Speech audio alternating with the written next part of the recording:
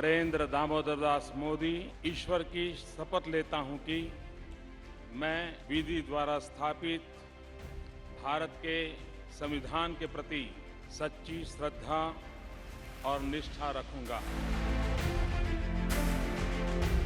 प्रधानमंत्री नरेंद्र मोदी की सरकार के 12 वर्षों में भारत प्रभावी नीतियों, ऐतिहासिक सुधारों और अभूतपूर्व फैसलों से एक समृद्ध और सशक्त राष्ट्र बनकर उभरा है। प्रधानमंत्री के निर्णायक नेतृत्व में देश ने विकसित और आत्मनिर्भर बनने की दिशा में तेजी से कदम बढ़ाए हैं। रक्षा से आंतरिक सुरक्षा, तकनीक से अर्थव्यवस्था और विश्व स्तरीय इंफ्रा से ईज ऑफ लिविंग तक। मोदी सरकार के 12वें वर्ष में भी दुनिया नए भारत की बेमिसाल रफ्तार की गवाह बनी। वैश्विक मंच पर देश का दबदबा नई ऊंचाइयों तक गया।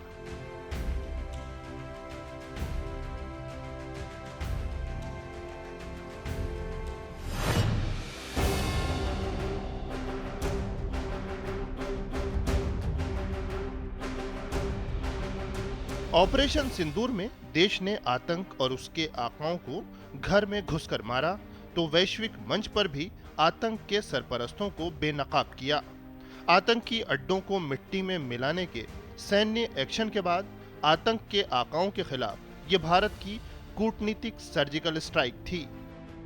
सरकार ने 7 प्रतिनिधिमंडल 33 देशों के लिए रवाना किए। एकजुट भारत की मजबूत आवाज सुनिश्चित करने के लिए इनमें सभी दलों के सांसदों को शामिल किया गया। 50 सदस्यों वाले इन प्रतिनिधिमंडलों ने पूरी दुनिया के सामने 2 बातें मजबूती से रखीं। पहली, शांति के लिए भारत की प्रतिबद्धता और दूसरी, आतंक के खिलाफ जीरो टॉलरेंस की नीति। हमने ऑपरेशन सिंदूर किया तो सेनाओं के पराक्रम ने, हमारे आत्मनिर्भर अभियान ने देश में एक सिंदूर स्पिरिट पैदा किया। ये सिंदूर स्पिरिट हमने तब भी देखी जब दुनिया भर में हमारे प्रतिनिधि मंडल भारत की बात बताने गए। मैं उन सभी साथियों को बहुत बहुत बधाई देता हूं। आपने बहुत ही प्रभावी ढंग से भारत की बात डंके की चोट पर दुनिया के सामने रखी।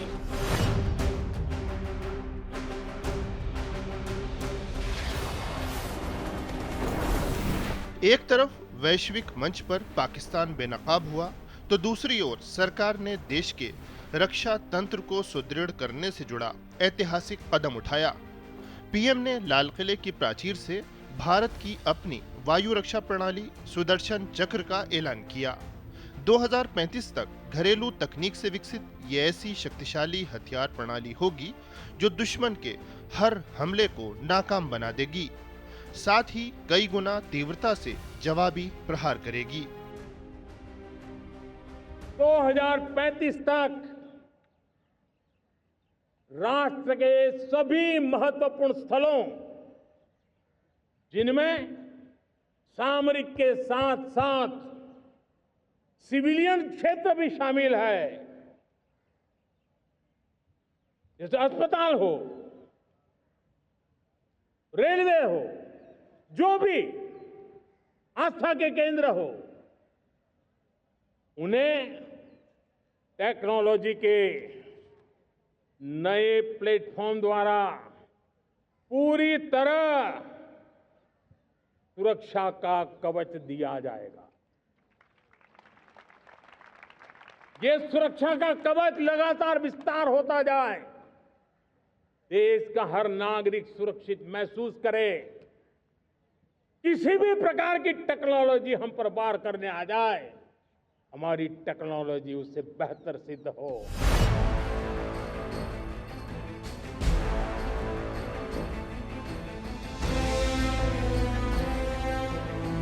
ऑपरेशन सिंदूर ने बाहरी मोर्चे पर शौर्य की गाथा लिखी, तो प्रधानमंत्री नरेंद्र मोदी की सरकार का 12वां वर्ष एक और कारण से हमेशा के लिए इतिहास में दर्ज हो गया। दशकों बाद देश को नक्सलवाद से मुक्ति मिली, 24 अगस्त 2024 को सभी राज्यों के पुलिस महानिदेशकों की बैठक के बाद घोषणा की गई थी कि 31 मार्च 2026 तक देश से नक्सलवाद का खात्मा कर दिया जाएगा। ये हमारे सुरक्षा बलों का पराक्रम, साहस और बलिदान ही है कि 31 मार्च 2026 की निर्धारित तिथि से पहले ही देश से नक्सलवाद का संपूर्ण उन्मूलन हो गया। एक समय था जब नक्सलियों ने 12 राज्यों में पूरा रेड कॉरिडोर बना रखा था। 2014 में प्रधानमंत्री नरेंद्र मोदी के कमान संभालते ही लाल आतंक को जड़ से उखाड़ फेंकने की एक व्यापक रणनीति बनाई गई। एक ओर नक्सल विरोधी अभियानों के लिए सुरक्षा बलों को अत्याधुनिक सुविधाएं उपलब्ध कराई गईं, वहीं नक्सल प्रभावित इलाकों में बड़ी विकास परियोजनाओं का आगाज हुआ। 12 वर्षों में 20,557 करोड़ रुपए की लागत से 12,211 किलोमीटर सड़कों का निर्माण पूरा किया गया।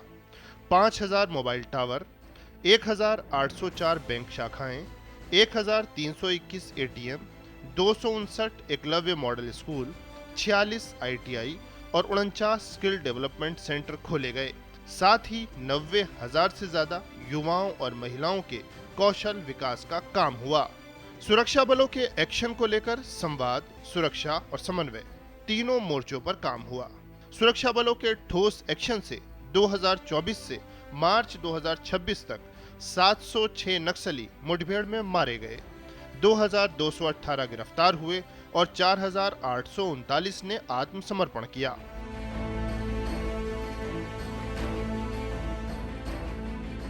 दशकों दशक तक विकास की रोशनी से देश का एक बहुत बड़ा हिस्सा, बहुत बड़ी आबादी वंचित रही।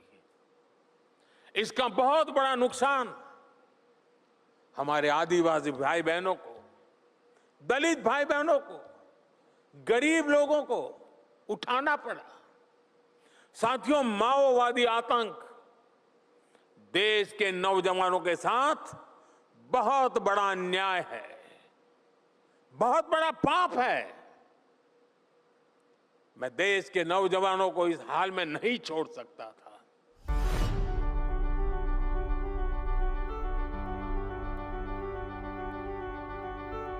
मजबूत रक्षा पंक्ति और सशक्त आंतरिक सुरक्षा ढांचे के साथ साथ भविष्य के भारत की मजबूत बुनियाद सुनिश्चित करना भी सरकार की प्राथमिकताओं में शामिल रहा। अत्याधुनिक तकनीक और ऊर्जा संसाधनों के लिए सरकार ने भारी निवेश भी किया और सुधार भी। सेमीकंडक्टर निर्माण में आत्मनिर्भरता के लिए इस साल इंडिया सेमीकंडक्टर मिशन का दूसरा चरण लॉन्च किया गया। वहीं इस साल अंतर्राष्ट्रीय समुदाय ने भारत के नेतृत्व में AI से जुड़े भविष्य के खाके को आकार दिया। नई दिल्ली में हुई इंडिया AI इम्पैक्ट समिट के घोषणा पत्र को 92 देशों और अंतर्राष्ट्रीय संगठनों का समर्थन मिला। तकनीक तक सभी की पहुंच, जन कल्याण में इसके प्रयोग को सुनिश्चित किया जाना और सुरक्षित और विश्वसनीय वैश्विक AI इकोसिस्टम का निर्माण इस घोषणा पत्र का आधार रहे। इंसान सिर्फ डेटा पॉइंट न बन जाए, इंसान सिर्फ रॉ मटेरियल तक सीमित न रह जाए, इसलिए AI को डेमोक्रेटाइज करना होगा। इसे इंक्लूजन और एम्पावरमेंट का माध्यम बनाना होगा और विशेष रूप से ग्लोबल साउथ में। साथियों, हमें AI को ओपन स्काई भी देना है और कमांड भी अपने हाथ में रखना है।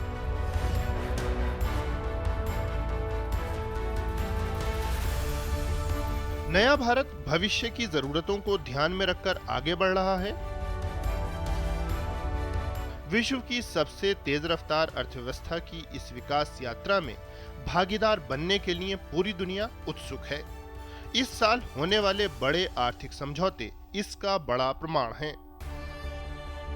भारत यूरोपीय संघ मुक्त व्यापार समझौता, भारत ब्रिटेन मुक्त व्यापार समझौता, भारत न्यूजीलैंड मुक्त व्यापार समझौता या फिर अपने हितों को सुरक्षित रखते हुए किया गया भारत अमेरिका व्यापार समझौता।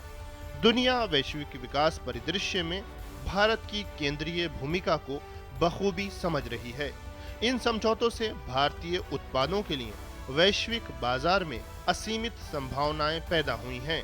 वहीं देश के युवाओं और पेशेवरों के लिए मोबिलिटी से जुड़े हजारों लाखों नए अवसर उपलब्ध होते जा रहे हैं।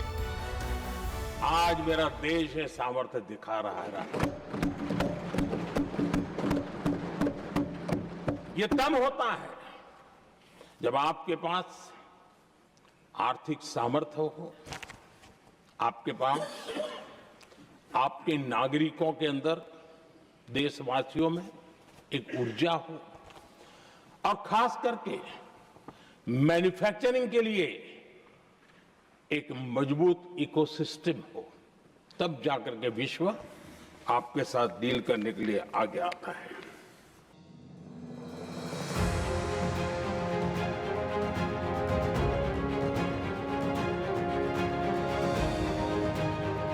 दुनिया देख रही है नए भारत के सामर्थ्य को, सुधारों के सिलसिले को। मोदी सरकार का 12वां वर्ष ऐसे सुधारों के लिए याद रखा जाएगा जो कई मायनों में ऐतिहासिक रहे। इनमें सबसे प्रमुख हैं अगली पीढ़ी के जीएसटी सुधार, नया इनकम टैक्स कानून, जन विश्वास विधेयक और सिविल न्यूक्लियर एनर्जी सेक्टर में निजी क्षेत्र की भागीदारी का प्रावधान करने वाला शांति कानून। जीएसटी सुधार से रोजमर्रा के इस्तेमाल की ज्यादातर चीजें सस्ती हुईं। अनेकों सामान सेवाएं या तो टैक्स फ्री हो गए या फिर घटकर केवल 5% टैक्स के दायरे में आ गए। वहीं देश को 6 दशक बाद मिले नए आयकर कानून ने फाइलिंग की सुविधा में सुधार, मुकदमेबाजी में कमी और पारदर्शिता में इजाफा किया। गैर जरूरी कानूनी चक्करों से नागरिकों को निकालने की इसी पहल को जन विश्वास विधेयक 2026 ने आगे बढ़ाया, जिसके तहत मामूली कानूनी चूक के मामलों में सजा की जगह जुर्माना और छोटे मोटे मामलों को अपराध की श्रेणी से बाहर कर दिया गया। इससे आम आदमी का जीवन आसान होगा और न्यायपालिका पर मुकदमों के बोझ में भी कमी आएगी। नागरिक देवो भवः के जिस मंत्र के साथ आगे बढ़ रहे हैं, नेक्स्ट जनरेशन जीएसटी रिफॉर्म में इसकी साफ झलक दिखाई देती है।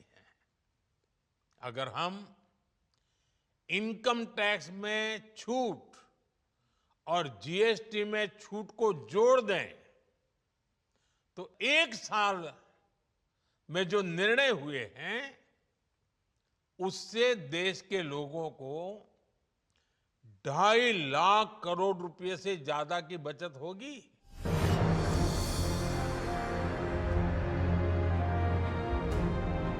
नीतिगत बदलाव से सुधार की यात्रा को नई रफ्तार मिलने का सिलसिला श्रम कानूनों में भी देखा गया।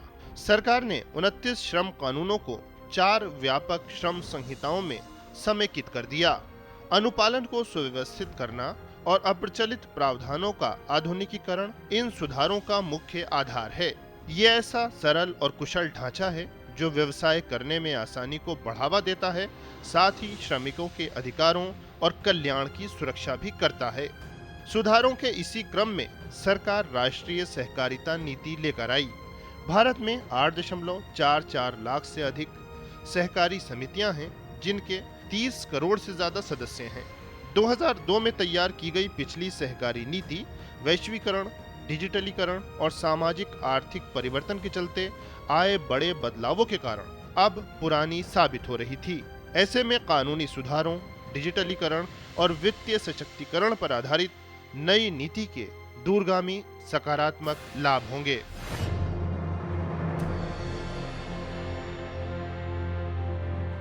नागरिक सशक्तिकरण की दिशा में महत्वपूर्ण बिंदु है नागरिकों की न्याय तक आसान पहुंच। इस दिशा में ऐतिहासिक कदम उठाते हुए सरकार ने सर्वोच्च न्यायालय में न्यायाधीशों की संख्या बढ़ाने का निर्णय लिया।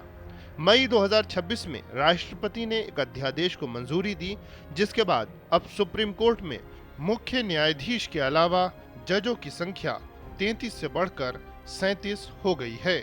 न्यायाधीशों की संख्या में वृद्धि से सर्वोच्च न्यायालय अधिक कुशलता पूर्वक और प्रभावी ढंग से कार्य कर सकेगा, साथ ही त्वरित न्याय सुनिश्चित होगा।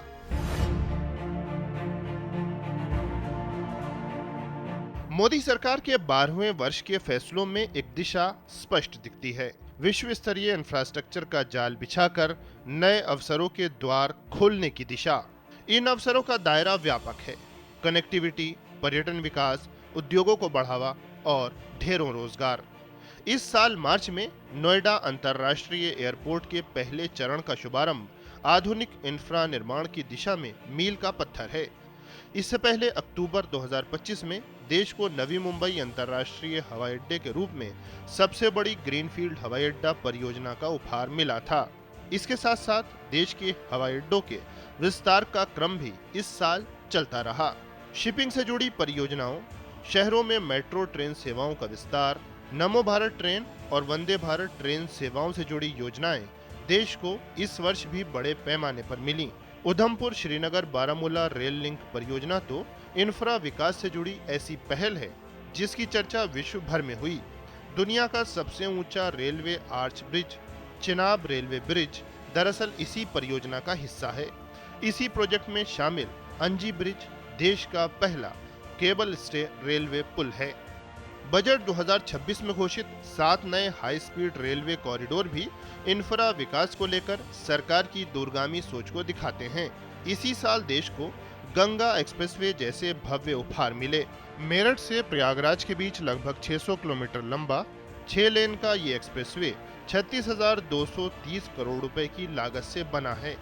12,000 करोड़ रुपए की लागत से विकसित 213 किलोमीटर लंबे 6 लेन वाले दिल्ली देहरादून इकोनॉमिक कॉरिडोर का निर्माण भी आधुनिक इंफ्रा निर्माण की सरकार की प्रतिबद्धता को दिखाता है।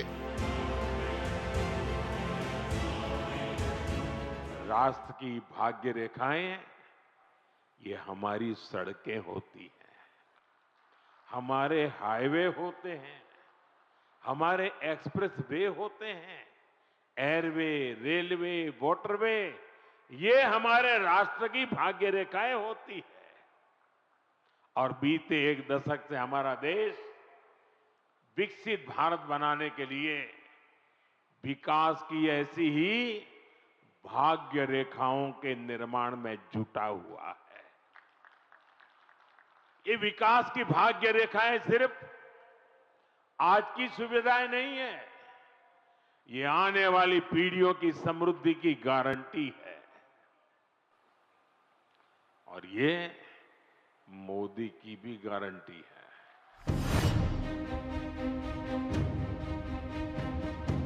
नागरिक सशक्तिकरण के इन प्रयासों में सरकार नारी शक्ति को लेकर लगातार प्रतिबद्ध रही है। ग्रामीण महिला सशक्तिकरण की ऐतिहासिक योजना लखपति दीदी के तहत अब 6 करोड़ लखपति दीदियां बनाने का लक्ष्य रखा गया है।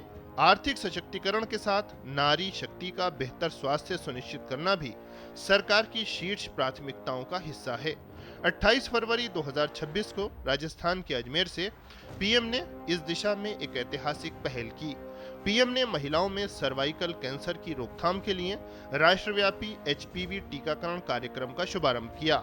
इस मुफ्त टीकाकरण का लाभ देश भर की 14 वर्ष आयु की लगभग 1 करोड़ 15 लाख लड़कियों को हो रहा है। गार्डासिल 4 की एक खुराक सर्वाइकल कैंसर के लिए जिम्मेदार HPV टाइप के विरुद्ध 93 से 100% तक असरदार है। सर्वाइकल कैंसर भारत में महिलाओं में होने वाला दूसरा सबसे आम कैंसर है। इसके प्रतिवर्ष 1,20,000 से अधिक नए मामले सामने आते हैं और लगभग 80,000 मौतें होती हैं। ऐसे में इतने प्रभावी टीकाकरण का विशाल अभियान देश की नारी शक्ति के लिए किसी वरदान से कम नहीं है। नारी शक्ति सशक्तिकरण की अपनी प्रतिबद्धता आगे बढ़ाते हुए प्रधानमंत्री नरेंद्र मोदी की सरकार ने महिला आरक्षण लागू करने से जुड़ा संविधान संशोधन संसद में पेश किया। हालांकि विपक्ष ने इस ऐतिहासिक संविधान संशोधन विधेयक को पारित नहीं होने दिया। प्रधानमंत्री ने प्रतिबद्धता दोहराई कि उनकी सरकार नारी शक्ति सशक्तिकरण की दिशा में लगातार प्रयास करती रहेगी।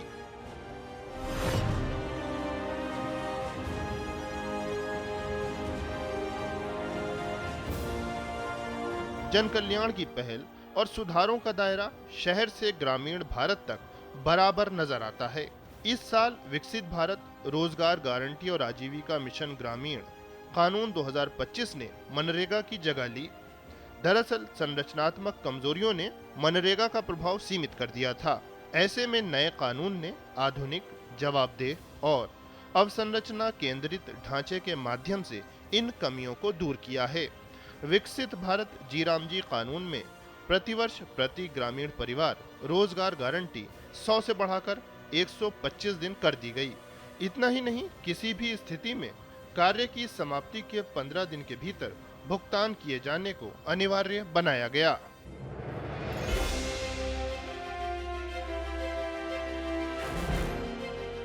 विकसित भारत 2047 के लक्ष्य को हासिल करने में ग्रामीण भारत की भूमिका को ध्यान में रखते हुए सरकार निर्णायक नीतियों के निर्माण में लगी है। इस साल लॉन्च हुई प्रधानमंत्री धन धान्य कृषि योजना के केंद्र में है 100 निम्न प्रदर्शन वाले कृषि जिले। 6 वर्ष के लिए 24,000 करोड़ रुपए के वार्षिक परिव्यय की इस परियोजना से 1 करोड़ 70 लाख किसानों को सीधे लाभ होगा। चयनित जिलों में उत्पादकता बढ़ाना, फसल विविधीकरण को बढ़ावा, सिंचाई और भंडारण में सुधार और ऋण उपलब्धता सुनिश्चित करना योजना के प्रमुख बिंदु हैं। प्रभाव व्यापक और परिणाम दूरगामी हो, इसलिए पहल के तहत कृषि विश्वविद्यालयों और नीति आयोग के सहयोग से जिला स्तरीय योजनाएं तैयार की जा रही हैं। इस योजना में हम सरकार की 36 योजनाओं को एक साथ जोड़ रहे हैं।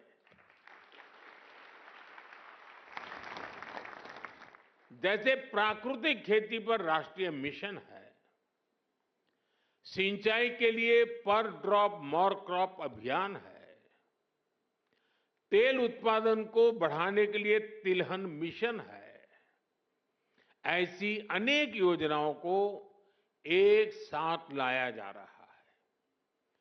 पीएम धन धान्य कृषि योजना में हमारे पशुधन पर भी विशेष फोकस किया जा रहा है। 2014 में प्रधानमंत्री नरेंद्र मोदी ने देश की कमान जिन हालात में संभाली थी, उनमें दशकों से लटकी समस्याओं के निस्तारण की भी चुनौती थी और विकास के विजन को भी तेजी से जमीन पर उतारना था। मोदी सरकार ने दोनों मोर्चों पर अपनी निर्णायक सोच ठोस एक्शन में बदली। नतीजा, देश ने 12 वर्ष में विकास की नई गाथा लिख डाली। मजबूत इच्छा शक्ति, ठोस नीतियों और बेहतरीन कार्यान्वयन से अब तक मिले परिणामों ने मोदी सरकार को और ऊंचे लक्ष्य निर्धारित करने के लिए प्रेरित किया है।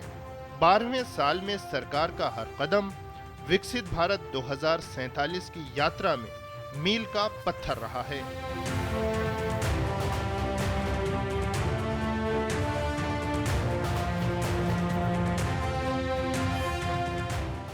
आज देश जिस रिफॉर्म एक्सप्रेस पर चल रहा है, इंफ्रास्ट्रक्चर का जो इतना विकास हो रहा है, गरीब कल्याण को लेकर इतने बड़े स्तर पर जो काम चल रहा है, इन सारे प्रयासों का परिणाम है कि आज देश बड़ी इकोनॉमी में सबसे तेज गति से आगे बढ़ रहा है। रिफॉर्म, परफॉर्म और ट्रांसफॉर्म के रास्ते पर ऐसे ही दृढ़ संकल्प के साथ तेज गति से आगे बढ़ता ही रहेगा, ये मेरी देशवासियों को गारंटी है।